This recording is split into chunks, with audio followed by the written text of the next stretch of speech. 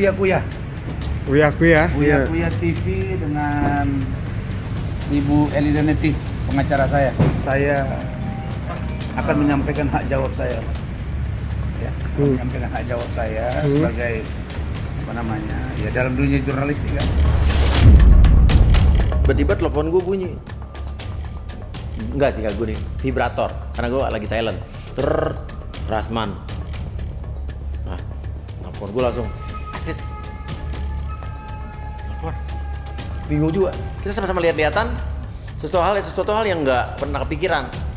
Nah, tapi pas pagi-paginya, pas bangun tidur, gue sempat kepikiran nih, demi Allah nih, sempat kepikiran di otak gue bilang, gimana ya kalau gue telepon Rasman, gue undang ke podcast gue datang. Tapi cuma di pikiran doang. Tapi nggak mungkin gitu kan. Tiba-tiba malamnya dia telepon. Yang bener nih gitu. Gue angkat. Ternyata angkat, ngomong juga baik-baik. Assalamualaikum bang, gue bilang gitu kan, dia waalaikumsalam. Terus kenapa bang, gue bilang gitu. Ya kalau bisa kita mau datang ke podcastnya Uya Kuya TV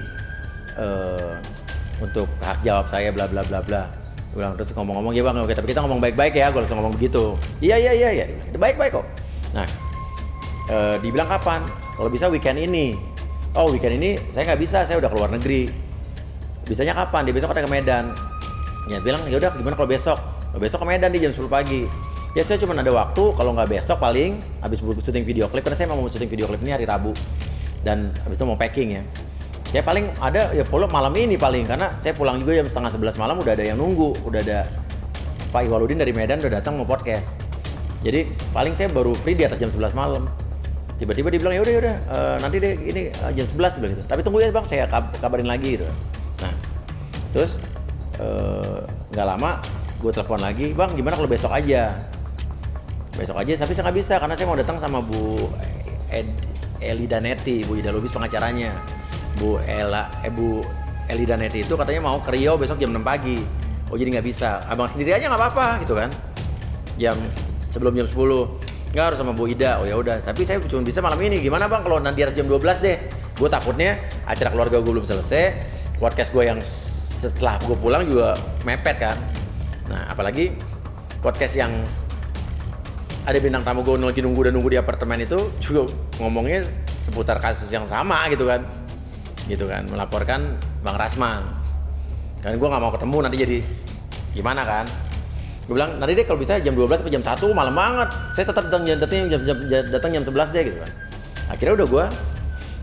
Akhirnya gimana caranya? Gue udah kita balik. Akhirnya gue jam 10 balik. Gue juga podcast itu cepet-cepet supaya caranya gimana nggak ketemu sama yang mau podcast sama gue. Selesai itu juga podcastnya gue nggak sampai 15 menit udah kelar.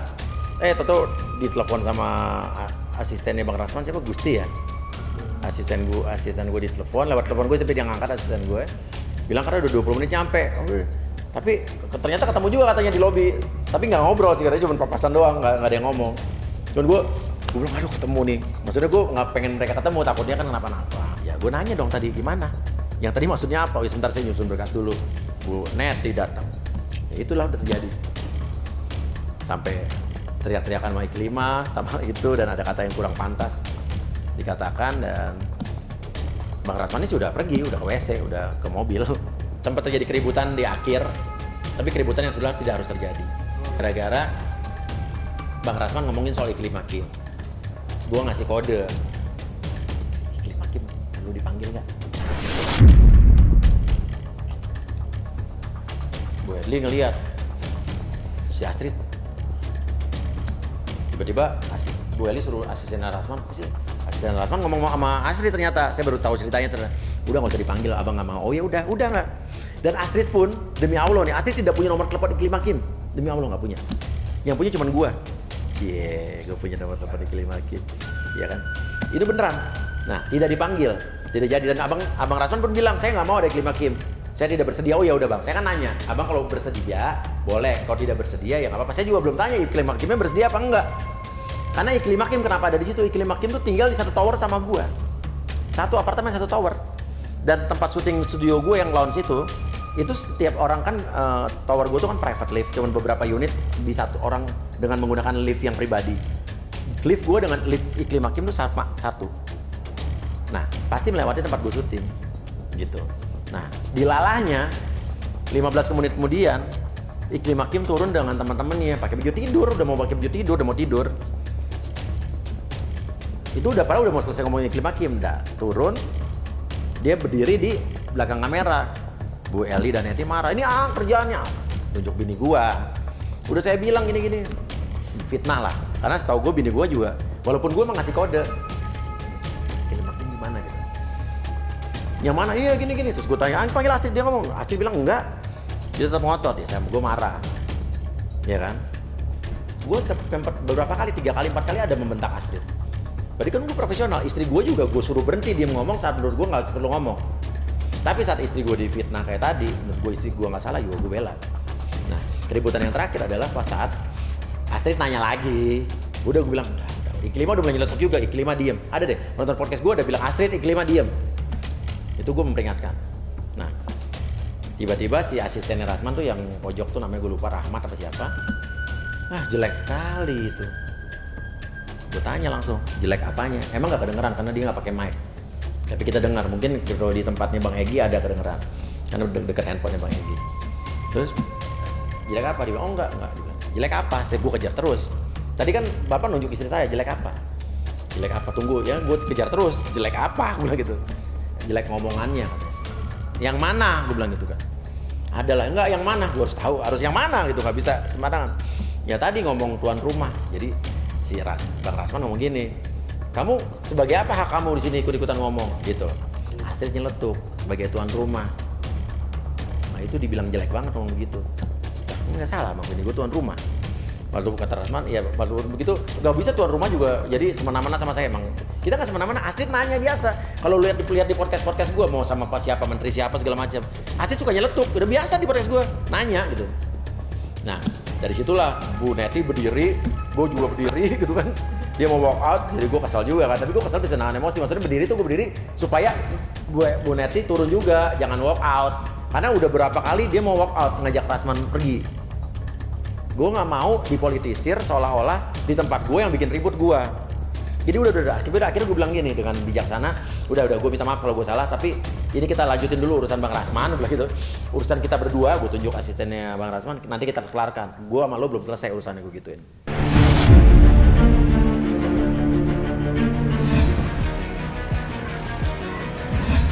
Ya, dengar ya. Bang, kalau kebaikannya pengen sesuatu gimana bang? Gimana? Hakim. Itu ibu itu bilang orang gila katanya. Sebenarnya gini, aku nggak tahu sama sekali dia ada di sini karena aku habis hangout sama teman-teman makan malam terus balik ke sini. Tiba-tiba kok rame-rame, oh ternyata ada dia. Ya udah, aku kayak cuman jalan doang kayak dia. Itu Iklim Hakim kayak gitu. Yaudah aku lewat, aku naik ke atas. Terus aku abis nyanyi-nyanyi sama teman-teman gitu. Kita kelaparan, kita pesan makan, kita turun.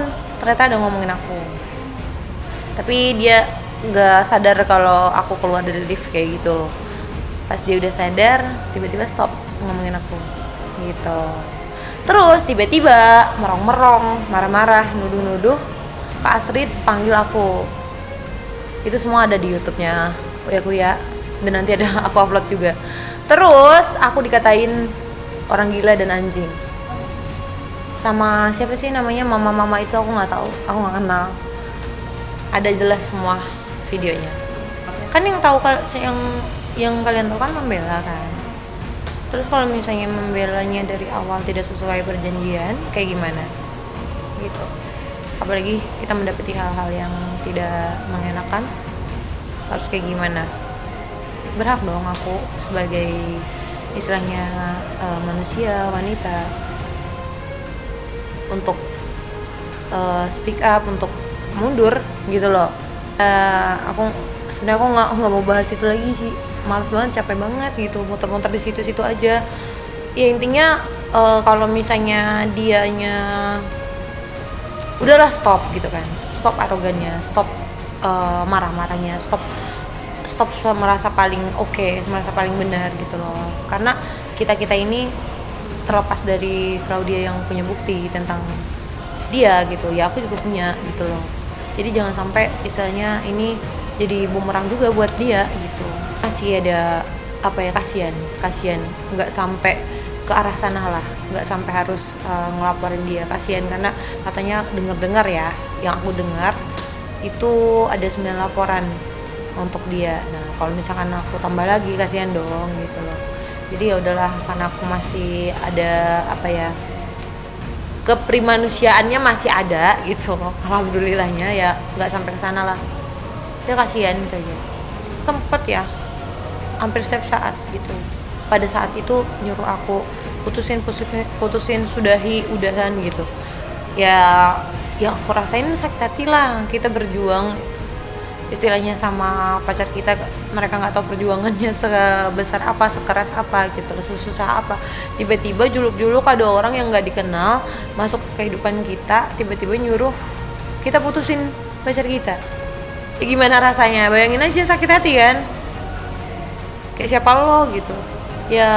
Karena beliau mau jadikan saya istri, beliau mau saya harus menerima beliau, terus kayak harus cobalah pelan-pelan gitu buka hatinya. Tetap nggak bisa, gimana dong, jangan dipaksa. Kalau orang nggak bisa udah gitu lah, harusnya kayak gitu. Masa kalian sekarang udah ditolak tetap maksa-maksa, tetap merong-merong, malu nggak? Saya bisa dapetin itu dalam sehari gitu,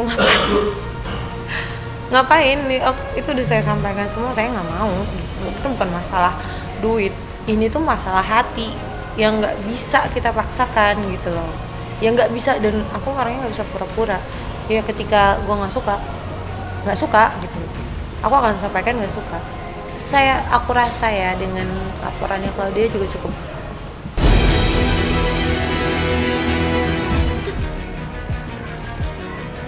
Ya dia cepat sehat, cepat sembuh, aktif kembali lah. Saya pikir enggak sejauh itulah ya, enggak.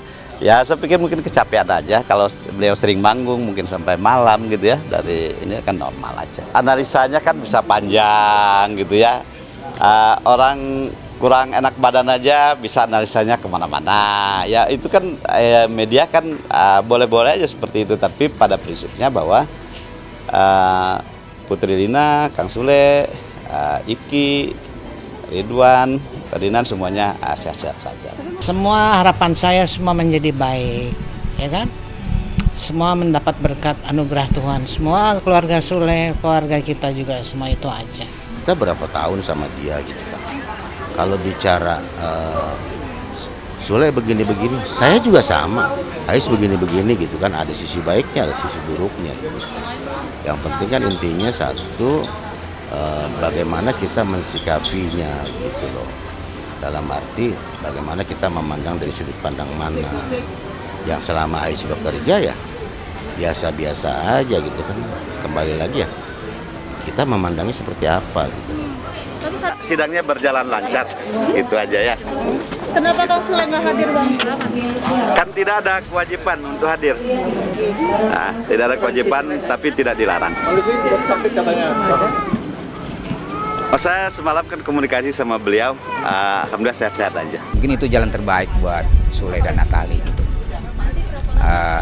Saya juga pernah ketemu, bilang sama Sule, ya kalau bisa sih jangan bercerai demi anak, Azam dan yang lain-lainnya. Tapi karena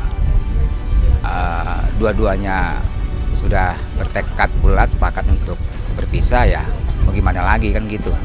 Mungkin itu jalan terbaik. Ya mudah-mudahan ada hikmahnya, ke depannya bisa mendapatkan masing-masing yang terbaik lah gitu. Ya kadang-kadang ngobrol-ngobrol aja sama Sule tentang ya ABC segala macam, tapi rahasia. Ya intinya kalau mereka kan ditanya terkait dengan dalil-dalil, ya menjelaskan, didengar, cukup begitu kan. Intinya antara Kang Sule dan Mbak Natali sudah tidak bisa bersatu lagi. Kalau damai kan kemarin untuk mediasi tidak ada kata maksudnya tidak menemukan kesepakatan untuk bersama lagi. Intinya deadlock. Hari ini persidangan itu adalah bukti dari penggugat dan saksi. Nah, tadi sudah disampaikan. Nah, kemudian kami selaku kuasanya Kang Sule, oleh karena kami tidak membantah mengenai bukti-bukti tertulis yang disampaikan oleh penggugat, dan kami juga tidak keberatan dengan keterangan saksi yang diajukan oleh Kang Sule. Tadi kami ditanyakan juga oleh majelis apakah mau mengajukan bukti dari pihak tergugat. Nah, kami selaku kuasanya Kang Sule dari Law Office Sudaya and Associate, karena menganggap bukti yang diajukan oleh pihak penggugat itu sudah cukup, nah kami merasa tidak perlu mengajukan bukti dan saksi. Itu aja. Sesuai hukum acara, saksi itu kan minimal 2. Tadi sudah dihadirkan 2. Nah, kalau umpamanya pihak tergugat itu membantah keterangan saksi atau bukti itu, mungkin kami perlu menghadirkan saksi. Tapi relatif bukti-bukti dan saksi itu sama ya dengan yang kami punya. Jadi sesuai ini ya kami anggap cukup saja kan gitu.